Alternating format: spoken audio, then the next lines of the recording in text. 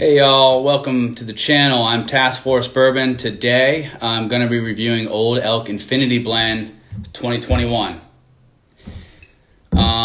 So this has been a product that's been trending recently quite a bit, so I was able to get my hands on a bottle. Fortunately, it's not too terribly hard to get your hands on one, but it does come at a little bit of a cost. The MSRP of this is about $150. And it's usually being sold at about that, so that's fair, as far as secondary market's concerned anyways. But to know this bottle, you have to know Greg Metze. Greg Metze was famously a Master Distiller at MGP for many, many years. He worked there from 1978 until 2016 when he left for Old Elk. So to talk about Old Elk, like I said, you got to talk about Greg Metze. So that's what I'm going to do first. So he graduated from the University of Cincinnati in 1978 with a BS in chemical engineering. He basically spent his whole career preparing for this master distiller role, which he did eventually take in 2002 at MGP, like I said. He was 23 years old at the time and eager for work. He said all he knew about, it was Seagram's at the time, and I'll get into that in just a minute, was at the distillery. He says, quote, smelled really good when you drove past it. That's good enough for me to get a job at a bourbon distillery, but we're glad he did. And so for those of you who aren't necessarily familiar with MGP, really they're the hidden secret behind many of the bottles that you're probably drinking out of.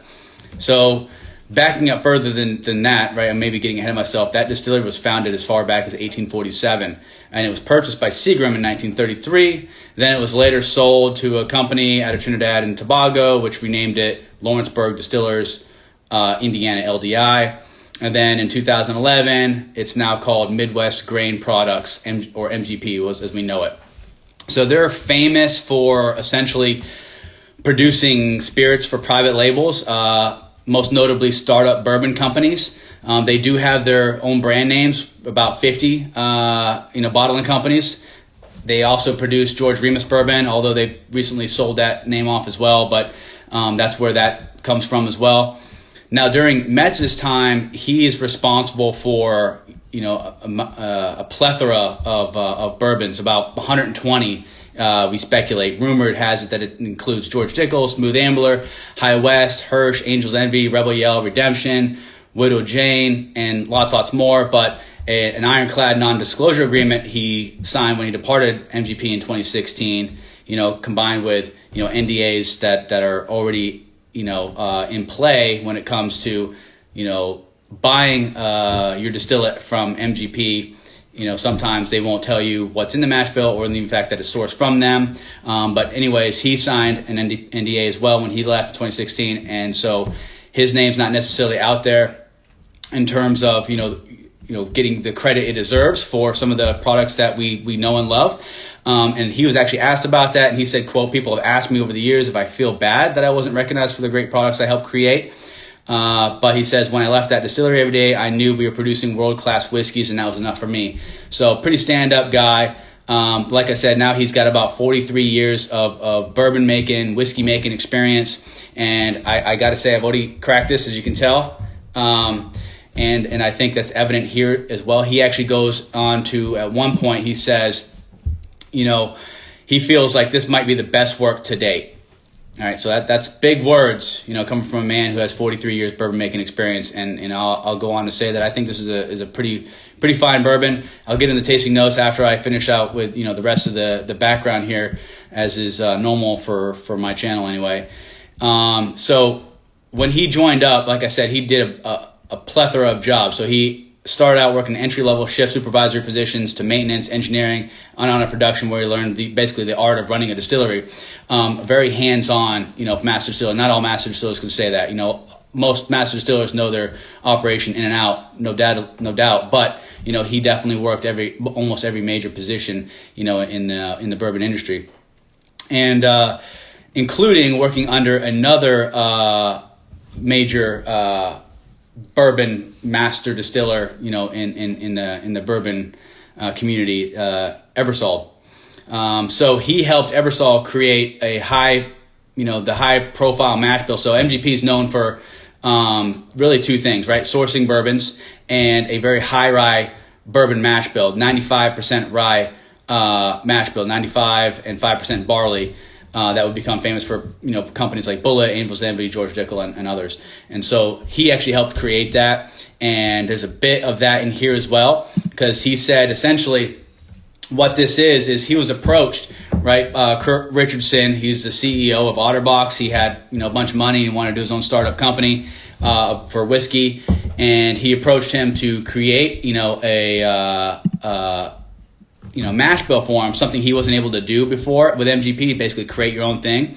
And so he said he went with a high malted barley mash bill with 51% corn, 15% rye for the spice, which I've always liked, and that's always been a part of the products I produce. And finally, 34% malted barley. Now that's 3-4 times higher than most malted barley content that we'll see in most bourbons. And so that was done with the intent of getting it what he was told to do by the CEO Richardson, to get a smooth and easy drinking bourbon. So he obviously had to have that 51% bourbon or corn for the bourbon mash bill, right?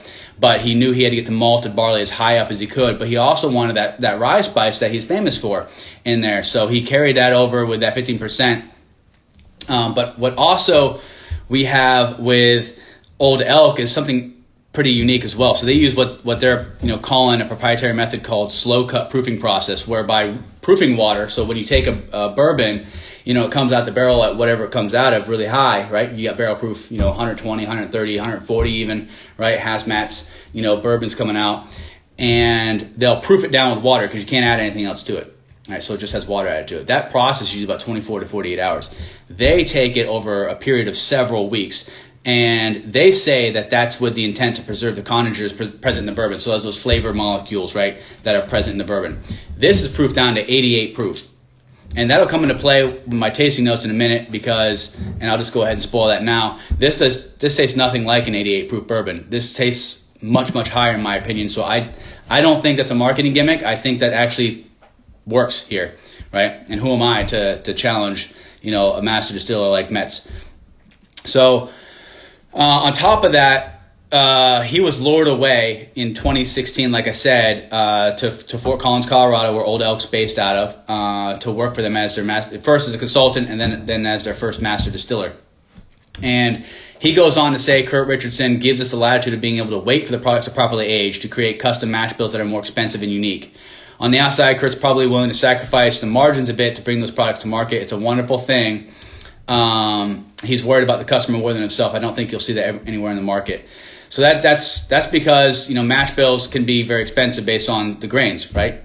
Corn is the most expensive, most common cereal grain in the U.S. It's the most abundant and the cheapest, and has the highest starch value on a yield basis. It produces more alcohol than any other cereal grain and costs $4 per bushel. Rye, on the other hand, it's about $8 a bushel and it has much less starch, which means less alcohol. The third part of the recipe, the unusually high 34% malted barley, in this case, costs $24 a bushel. With barley, you're suffering effects of two things: a much higher priced grain and lower alcohol yield, but the flavor profile is worth the expenditure, says Metz. And so that sort of brings us to now with Old Elk and the Infinity Barrel. So those bourbon enthusiasts that are here with us now and maybe watch the channel later should be familiar with an Infinity Barrel. The idea is pretty simple, right? That for some would take the last ounce or shot of your bottle and preserve it into another decanter, right? And the idea is that would last forever. So in the sense, if you picture like a big gallon tub of something, you put one drop of anything in there, right? Kool-Aid or whatever in there, and you get it all the way down to just an ounce left, and then you refill it back up with water, right? There's going to be, on a molecular level, there's still going to be some of that Kool-Aid left in there, right? So that's the idea of the Infinity, that it lasts forever. Now, so again, Luis Gonzalez, CEO of Old Elk, says the Infinity bottle concept, like we were just talking about, is something you're familiar with if you're into whiskey. People are experimenting with their own bottles at home, and we wanted to give them something to add to their collection. So for this Infinity Barrel, what they've done is they took 60% of that mash bill that we were talking about before, right? Their standard issue Old Elk straight bourbon. Then they also add in 24% 12-year Kentucky vintage bourbon and a 16% of an 11-year Kentucky vintage bourbon, right? So they are planning to release this annually, with this process continuing annually with this blend in there. So this infinity concept will start with whatever's in here and last forever and ever as long as Old Elk continues to produce this. All right, that was a lot of information. We'll get to the best part here, guys, and we'll try to sample this thing. So if you got it, pop it. The topper here is really cool. It looks like maybe a cut off antler of some kind. It doesn't feel like one. It feels a bit like plastic, but it's got like it looks like some sort of synthetic type of cork. It's really cool. All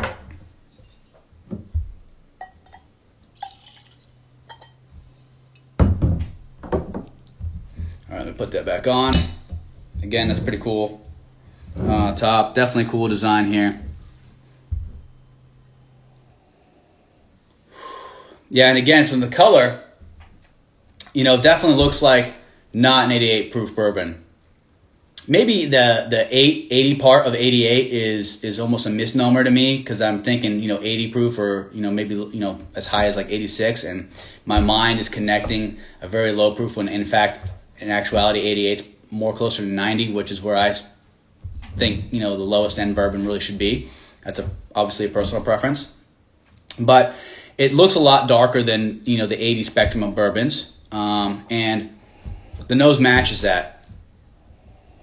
However, not a lot of age. So the max thing you got on here is 12-year bourbon, and it says the 60% Old Elk stuff is aged 6 years. So if this was age stated, it has to be age stated at the lowest age of the bourbon that's in the blend. So in this case, this is technically would be considered a 6-year-old bourbon, but there is upwards to a 12-year-old bourbon in here. And you'd think maybe even at 6 years, maybe a touch of oak, but this is really sweet. Let's go ahead and get to the best part.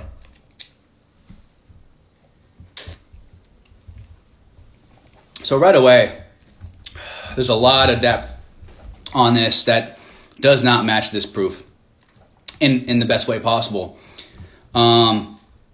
It's really rich and really sweet to start out. I'm using some broad terms here, I know.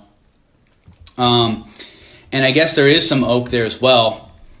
Not a char, not a oak, not a toasted, not a age, but like all of those maybe mixed, the char and the age bit maybe kind of coming together in a nice middle ground to just be like a nice healthy regular oak, if that makes sense. But generally it's more rich and sweet on the open.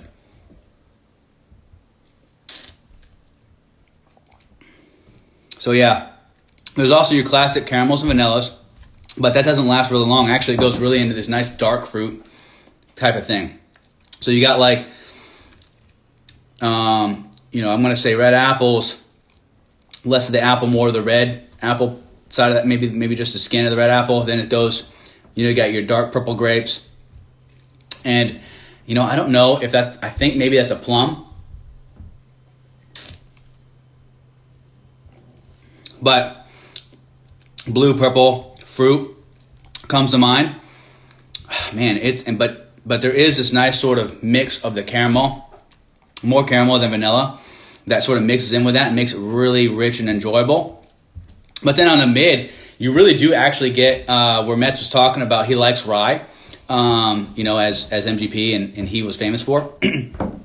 That's very evident right on the mid, but it's unique. I think that goes like you get this dusty kind of grain rye flavor, and then you get what some would call like the spice of the rye that really kicks up really quick. So that mid, it's all about rye there, but it goes from like a soft grainy mid to more of that spice kind of bite from the rye on the mid, which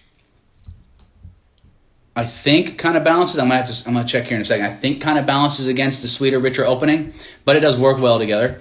Let's look at the finish if we can.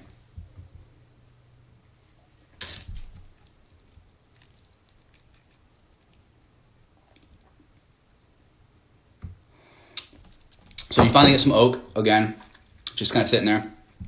You get the spice of the rye. That grain stuff's gone. In fact, on the tip of the tongue, I'm getting a lot of like black pepper, maybe some actual pepper, like red pepper. Like I don't, not like a flavorful type of pepper or anything, but like it's definitely spicy kind of finish. Something tannic. This might be like a burnt sugar or something. It sounds kind of bad, and it's not meant to sound bad, and it's not my favorite part of it, but it's there, and but it all kind of works really well together. To be honest, you know what? I would never recommend water to be added to something like 88 proof, but I'm gonna go ahead and try it because that rye spice from the transition from the mid to the finish, from the mid finish to the actual finish, and including the finish, is all really bolder. So it starts really rich and sweet and really nice and flavorful. You got these fruits, and then it goes like, all right, I'm climbing up, like, and it kind of buries those. And I think I'm gonna add a whole dropper here. Why not? And I'll go ahead and switch that around a second. So I don't know if you watch my other videos or whatever, I always recommend, if just something like this happens, adding water, but never ice. The cold will actually affect those flavor molecules in a way that will, adversely impact what you're tasting. Unless you don't want to taste something really bad, I guess it's one way to go about it. But, I'd probably just drink something else if I really needed to drink ice. And again, we're obviously talking about drinking neat. Anything can be mixed with Coke if you wanted to do that. Let me see. While this is kind of waiting, I'm seeing if I got any more tidbits of information I can kind of share. If anybody's got any questions or comments, I'll take them while this is kind of sitting here.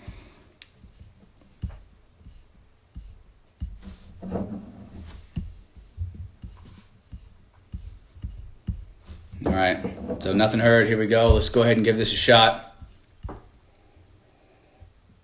Got my mustache in there. So the nose is about the same. Maybe a touch watered down.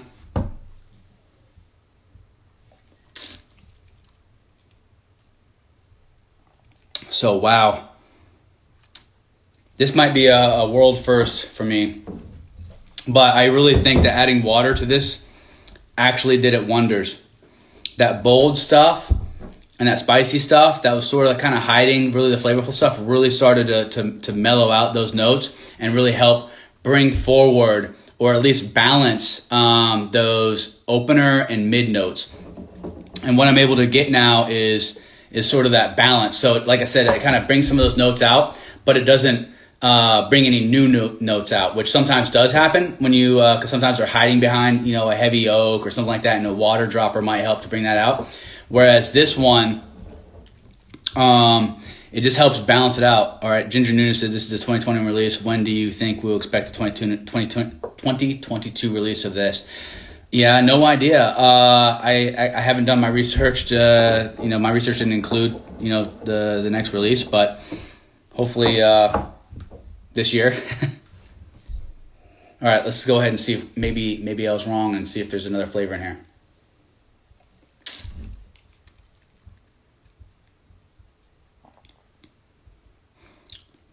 So, not a new flavor, but hiding behind that mid, when I talked about going from mid grainy to mid spicy, mid grainy kind of side, you can see it the whole way through the finish now. And I like that maybe a bit more than rye spicy. And I think you could like either one of those. It's just personal preference. But for me, I like that. So I think on a scale, I go to 5.0 on a 0.5 increment scale to rate. 4 being recommend to others. And 3.5 and 4 are both good ratings, what I would consider good. 4.5 literally has to excite me. I'm going to go somewhere between 4 and 4.5. And I know I don't have a 0.25. I just said that. But I don't know if this literally excites me. It is definitely something I recommend. It's very good. And I would put my name behind it. But I don't know if it literally excites me.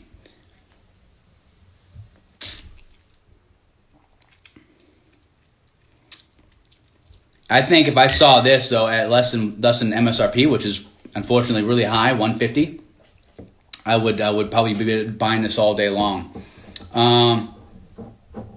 Yeah. So shout out to Greg Metze and the team at Old Elk. Thanks for producing such a fine bourbon, and I hope you guys do continue on to do stuff into 2022 and many years on, and I look forward to seeing how this profile progresses while including what I just tasted, because what I've tasted is good, and it's really hard to go bad from there. So again, pending any Q&A here at the end, I'll just say cheers to everybody and thanks to joining in. All right.